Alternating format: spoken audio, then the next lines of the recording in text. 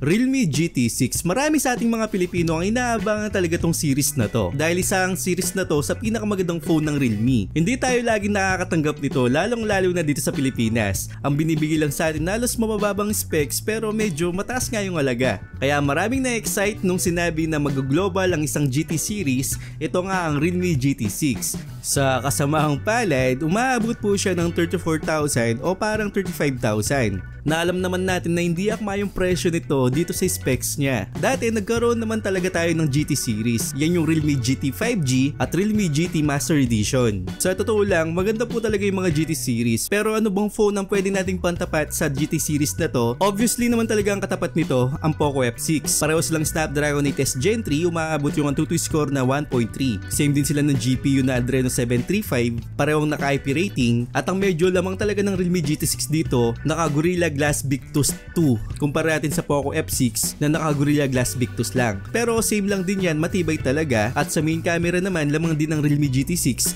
dahil meron tayong telephoto lens. At isa pang obvious na lamang talaga ng Realme GT6, naka 32 megapixel siya at umaabot ng 4K at 30 fps. While naman sa Poco F6, naka 1080p lang at naka 20 megapixel yung camera. So lamang na lamang sa selfie camera ang Realme GT6. Pero hindi ibig sabihin na lamang yung GT6 ng konting-konti lang magtataas na sila na ganong kataas yung presyo dahil makakabili tayo ng mga Snapdragon 8 Gen 2, China nga lang, wala tayong mga warranty. Pero wala naman talagang masama na bumili tayo ng Realme GT6. Actually nasa preference natin yan at nasa pera natin, depende sa inyo. At ako binibigyan ko lang kayo ng idea kung anong dapat yung bilhin sa presyong yan. So sa gaming pareho lang sila, tapos meron daw 600,000 nits brightness yung Realme GT6, which is sobrang sobra yan para sa atin. Dahil palag din naman yung nits brightness ng Poco F6, yung peak brightness nito nasa 2,400. So mas makakamura tayo talaga sa Poco F6 compare natin sa Realme GT6 dahil yung presyo nito makakuha natin ng mga 20,000 to 18,000 at depende yan sa mga sale tsaka voucher natin. So obvious na obvious dito yung value na makukuha natin na naka Snapdragon 8s Gen 3 dito sa Poco F6. At sa halagang 34,000, mas gugustuhin ko nang bumili ng Poco F6 Pro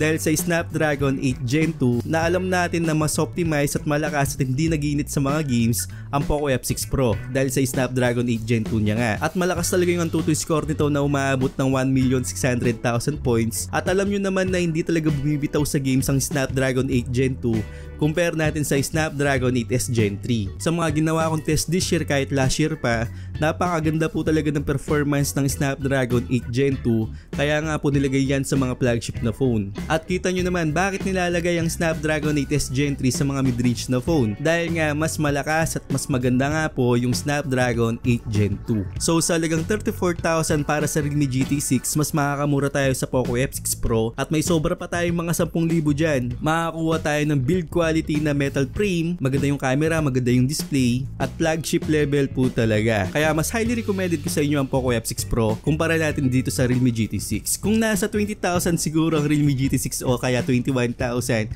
baka ma-recommend ko pa sa inyo. Pero sobra po talaga ang 34,000 o 35,000 sa Snapdragon 8s Gen 3. Okay, yung dalawang phone na binagit ko sa inyo, yung Poco F6 series, meron po kasing warranty yan, kaya yan yung pinagmatch ko talaga. Pero may lalakas po kasi dyan, maraming mga China phones na pwedeng itapat sa presyong yan. At alam naman natin ang consequence niyan, wala tayong local warranty. Kaya mas mataas nga po yung mga presyong ganito pagdating sa global market dahil sa warranty at nagbabayad nga po yung company o Realme para sa mga tax. So dun po nila talaga kinukuha yan. Pero sa estimated value nga natin, alam naman natin sa sarili natin na overpriced po talaga ang Realme GT6. At ang sinasabi kong mga phones dito, meron tayong Icon Neo 9 na mabibili natin ng mga 18,000 to 90,000 na naka Snapdragon 8 Gen 2 na malakas sa Realme GT6. Kung gusto mo talaga na mas mataas pa dyan, meron tayong Icon Neo 9 Pro na naka Dimensity 9300 at alam ko na palag talaga sa camera at maganda yung color science pagdating sa mga photos, mga videos at hindi mo talaga pag-isiyan na kapag bumili tayo ng mga Icon Neo 9 series, lalong-lalo na yung dalawang series na to na maganda yung camera at sobrang palag na palag sa games. At huwag nga tayong masyadong lumayo, itapat na rin natin to sa Realme talaga.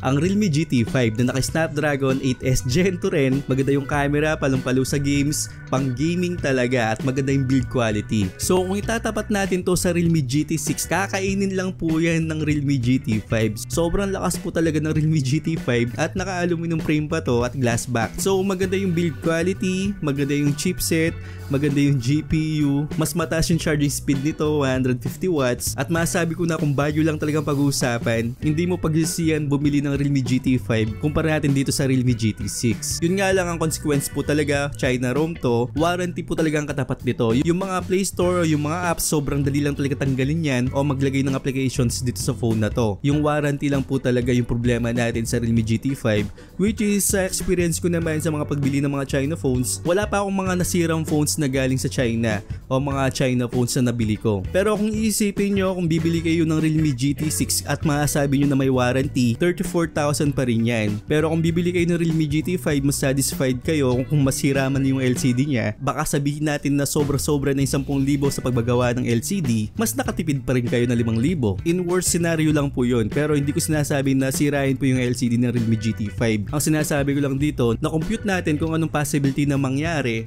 kapag gumastos tayo ng 34,000 compare natin sa 25,000 ng Realme GT5 na alam naman natin na malakas po talaga yung Snapdragon 8 Gen 2 at mas maganda yung build quality ng Realme GT5 compare natin sa Realme GT6. Actually, napakaraming phones talaga na pwedeng itapat dito. Meron pa tayong global room na Nubia C50S Pro na maganda yung camera at mas malakas din yung chipset na Snapdragon 8 Gen 2. At kung gusto nyo naman ng pang gaming, Red Magic 9 Pro, umaabot lang ng 39,000. Kumpara natin kung bibili tayo talaga ng 35,000, 4,000 na lang, may gaming phone ka na. As in talagang napakaraming choices compare natin sa Realme GT6. So hindi po tayo nininira ng mga brand dito. Sinasabi ko lang kung anong sulit sa consumer natin. At bakit ko naman sisiraan? Kasi obviously naman na yung presyo nila, dun pa lang talagang marami na nagreklamo. So lahat ng link na nirecommend ko sa inyo nasa description box at yung mga ibang details ilalagay ko na rin po sa comment section. At sa mga nasa Premiere, sobrang salamat po sa suporta.